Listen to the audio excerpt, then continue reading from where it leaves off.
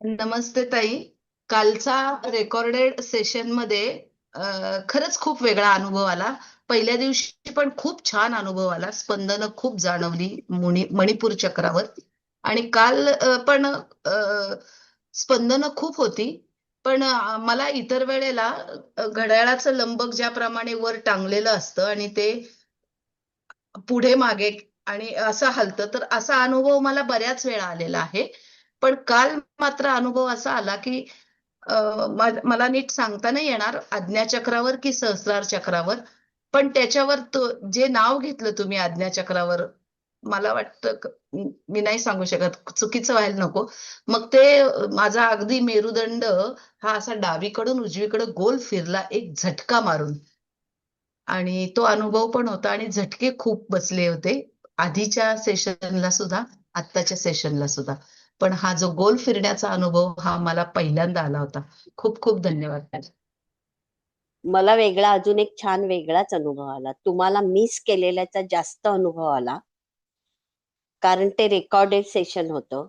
आणि परवा मी तुम्हाला म्हणाले ना, मी पहिली प्रार्थना झाली, थोडस तुमचं ऐकते, त्याच्यानंतर मी ध्यानातच जाते, म्हणजे ट्रान्स मध्ये जाते. पण तुम्ही मला परवा सांगितलं ना, की मारुती रायांना सांगा की मला ध्यानात जायला नको देऊ, आधी ट्रान्स मध्ये जायला देऊ नका. काल मला बराच वेळ छानपैकी ते ऐकायला मिळालं, इतकं सुंदर ऐकायला मिळालं. पण तुम्हाला खूप मिस केलं. नमस्कार. नमस्कार ताई. रेकॉर्डेड सेशन आपण अटेंड केलं ना, त्याच्यामध्ये सुरुवातीला सगळं व्यवस्थित होतं, पण जेव्हा हनुमान चालीसा सुरू झाली ना, त्यावेळेस तो आवाज असा वेगळा येत होता, तुमचा वाटत नव्हता तो. आणि स्पेशली रोग व्याधी तो जो शब्द आहे ना, तो एकदमच वेगळा होता आणि सगळं असं शरीरातून काहीतरी निघून जात आहे, असं म्हणजे खूप छान वाटलं ते.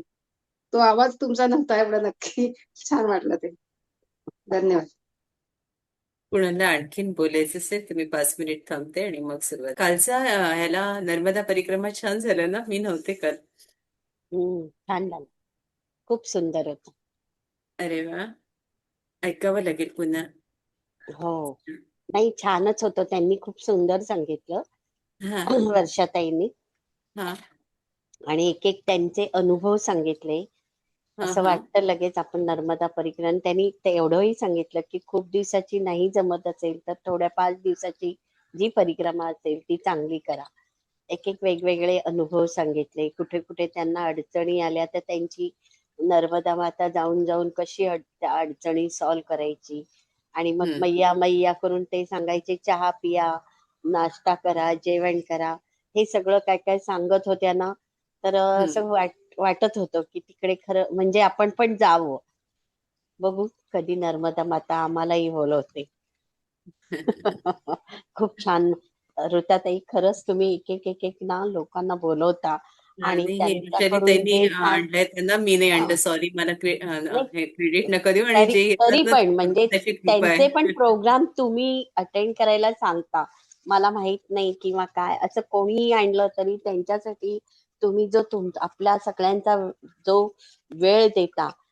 कधी कधी आम्हाला टायर्ड व्हायला होतो दुपारच्या वेळेस, पण तरी सुद्धा ते ऐकावंसं वाटतं, ते चुकवायला नको वाटतं. थोडं तरी का होईना, आडवं पडून का होईना, पण ते ऐकावंसं वाटत. खूप सुंदर, छान होत. नर्मदा परिक्रमेचं खूप छान झालं. वर्षाताईंना पण सांगते, छान झालं. धन्यवाद. बरं. आपलं बघितलं असेल कदाचित फेसबुकला वगैरे, तर उदयन आचार्य यांनी संन्यास घेतलाय. हा संन्यास दीक्षा त्यांची झाली आहे. आपल्याकडे येऊन गेलेत, नर्मदा हो, परिक्रमेवरची पहिल्यांदा बोलले.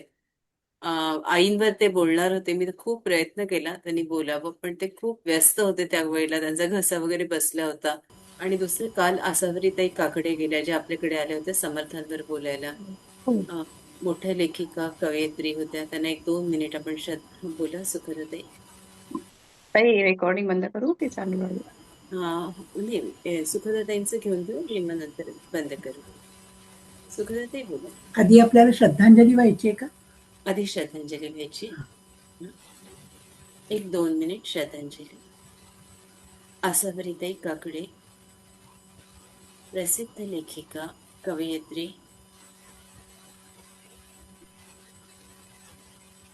यांच्या आत्म्याला शांती मिळू देत, त्यांचा पुढचा मार्ग प्रशस्त होऊ देत.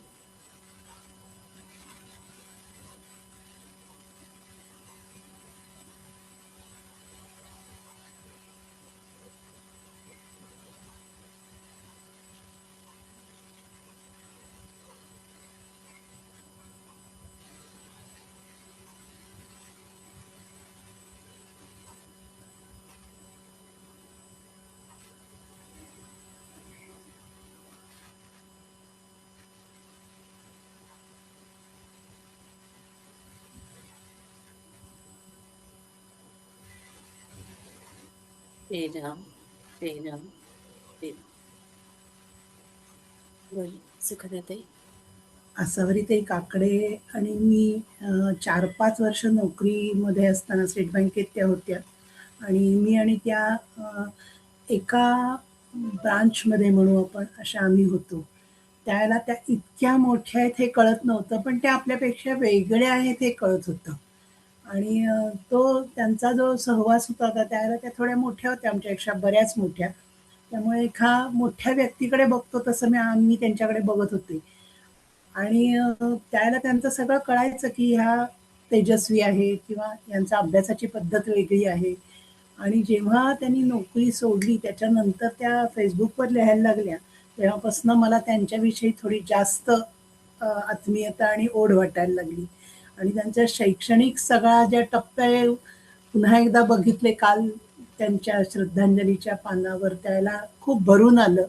आणि म्हणजे त्या आपल्या समूहावर येऊन गेल्या त्या हे ऐकल्यावर तर मला खूप म्हणजे असं वाटलं की इतक्या म्हणजे काल दिवसभर मला वाईटही वाटतच होतं, कारण सगळा त्यांचा आत्ताचा जो गेल्या 10-15 वर्षातला जो प्रवास होता तो थोडा खडतरच होता.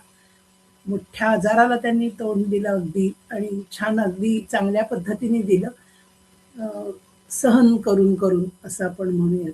त्यामुळे ते सगळं वाचल्यानंतर जास्त आपण त्याच्याशी जोडल्या जातो. आणि अजून एक तुम्ही आत्ता जो उल्लेख केलात उदयन आचार्य आणि नर्मदा परिक्रमा, तर त्यांचं 20 साली एकदा फेसबुकवर लाईव्ह आले होते ते. आणि त्याला एका ग्रुपमध्ये असेच बोलवायचे कुणाकुणाला, त्याच्यात मी त्यांचं ऐकलं होतं. पण त्यावेळेला मला ते थोडं ऐकलं आणि मी थोडं सोडलं होतं. पण आत्ता मध्यंतरी मी नर्मदा परिक्रमा ह्याच्यावर बरंच काय काय वाचायला सुरुवात केली, तेव्हा त्यांचे 4 भाग पॉडकास्टचे आहेत. ते 4ही बघितले आणि मग मला अशा ओढ निर्माण झाली की त्यांना त्यांचं दर्शन घ्यावं एकदा. आणि म्हणजे त्यांनी प्रत्येक परिक्रमेत त्यांच्यात जो जो बदल झाला, चालत परिक्रमा केली त्यांनी, चांगली होती ती नोकरी सोडून त्यांच्या आईच्या आज्ञेवरनं ते त्या परिक्रमेला गेले. आणि पहिली परिक्रमा, दुसरी परिक्रमा, तिसरी आणि चौथी ह्याच्यात त्यांच्यात जे आंतरिक बदल होत गेले की तू कशासाठी तुम्ही करताय याची उद्दिष्ट त्यांनी सांगितली. ती बघितल्यावर तर म्हणजे तुम्ही देवाकडे काय मागताय, तर खायला मागताय, काहीतरी शारीरिक सुखासाठी मागताय, पण शेवटच्या परिक्रमेत ते जे सांगितलं की तुम्ही देवाला मागा किंवा मला मुक्ती दे असं मागा, ती खूप छान वाटली गोष्ट मला. आणि ते अगदी म्हणजे सगळ्यांनी ऐकावेत असे आहेत. आणि आपल्याकडे जर ते आले तर खूपच आनंद होईल. खूप छान म्हणजे वेगळं व्यक्तिमत्व आहे आणि छान बोलतात खूप अगदीच. त्या पॉडकास्टमधलं ऐकल्यावर तर खूप त्यांच्याविषयी छान वाटलं. आणि अजून एक छोटंसं सांगते की 1 दिवसाची नर्मदा परिक्रमा जी उत्तरवाहिनी करतात, खूप लोक करतात ती, तशी माझं हे यंदा 3रं वर्ष आहे, सलग करतेय. आणि आता 22 तारखेला आम्ही सकाळी जाऊ. पण दरवेळेचं काहीतरी आपल्याला त्याच्यातनं वेगळं मिळतं हे मात्र निश्चित. आणि त्या जाण्यामागचा उद्देश असा आहे की एक दिवस आपण चालतो, पण तेवढा वेळ आपण नामस्मरण करत चालावं हा उद्देश असतो. आणि त्या उद्देशाने मी जायचा प्रयत्न करते. आणि बहुतेक ईश्वर त्याच्यासाठी मदत करतो आपल्याला, किंवा सगळीकडनं ती ऊर्जा आपल्याला मिळत राहते. त्यामुळे तेही म्हणजे त्या 1 दिवसाची जरी असली तरी त्याच्यात आपण खूप छान छान काय काय नवीन गोष्टी मिळतात आपल्याला आणि चांगलं वाटतं. धन्यवाद. कालच्या ध्यानातलं थोडंसं सांगायचं राहिलं की पहिल्यांदा जेव्हा आपण ध्यान करतो त्यावेळेला सगळा अनुभव आपण पहिल्यांदा घेत असतो. त्यामुळे कळत नाही की आपण कुठे कुठे जातोय किंवा काय चालू आहे ते. पण दुसऱ्यांदा ज्या वेळेला कळतो त्यावेळेला आपण ते सजगपणे सगळं ऐकतो आणि खूप त्याचा खोलवर परिणाम होतो. एखादी गोष्ट आपण एखादं पुस्तक किंवा एखादी गोष्ट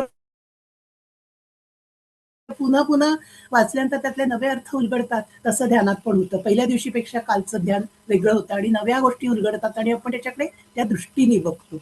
खूप मी स्वतःला खूप भाग्यवान समजते की मी ह्या सगळ्याशी जोडली गेली आहे आणि खूप आनंद आहे या गोष्टीचा. धन्यवाद ताई.